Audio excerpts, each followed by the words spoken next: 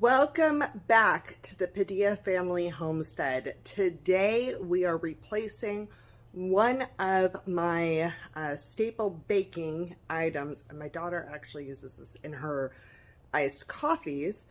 I'm out of it. I haven't bought it in over a year now, maybe a year and a half. And this is one of the first things that I started replacing from the grocery store and making from home.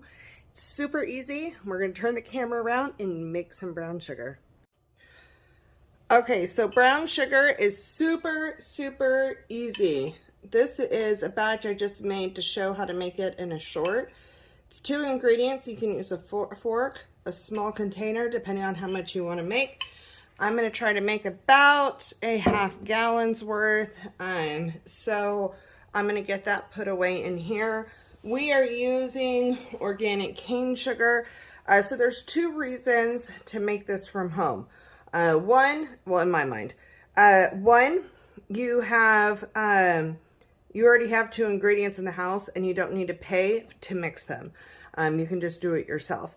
The other reason is you don't want to use the cheap white sugar. I have organic cane sugar here, so it still has a lot of its minerals. It hasn't been bleached down.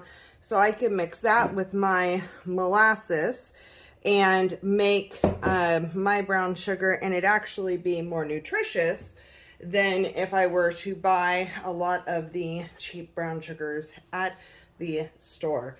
To mix it, I'm going to try to use my Danish dough whisk because I think this will be easier for me. And I'm just going to take some of this sugar. I don't have an exact recipe. This really is going to depend on how dark or how light that you want your brown sugar. And the perk is you can make it as a light, and then if you need dark brown sugar for a recipe, you can easily take that, add some more molasses to it, and turn it into a dark brown sugar recipe. So this sugar is already not like super white, but we're going to make it a lot browner. All right, so here's our sugar. I'm going to pour in some of the unsulfured molasses. Blackstrap has a slightly different flavor. You could use blackstrap if you wanted to, but you want to make sure you know what your flavor is. I'm going to start kind of just mixing this in. I like to start with less is more mentality when it comes to the molasses.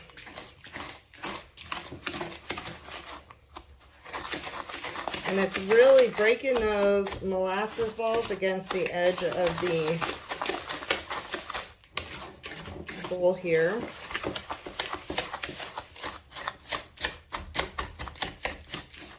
I actually may switch this paddle out. See the color changing. You can see there's still a whole lot of molasses in here. You can see a lot of these dark bubbles. Those will break apart and keep turning this darker.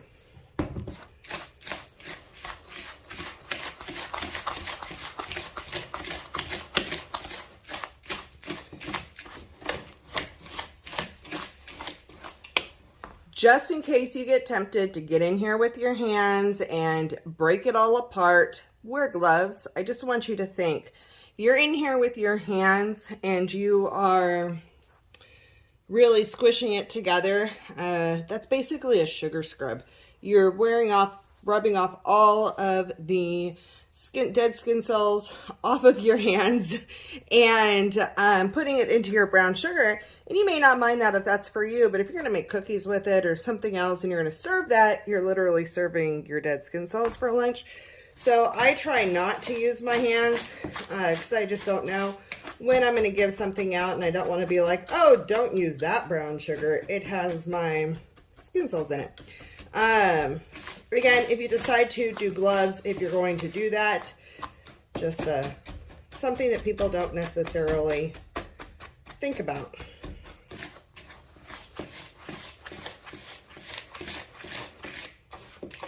I'm going to switch this out for a flatter paddle, see if I can do more smashing and spreading out those molasses pieces. You could do this in a mixer and just let the paddle do all the mixing if you wanted to.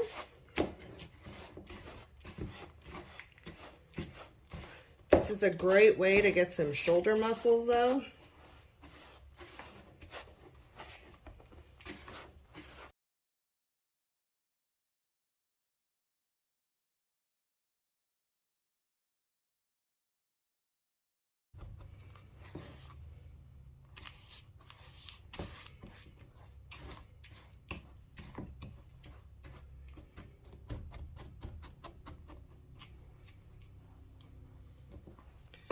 Okay, so it's a beautiful golden brown sugar.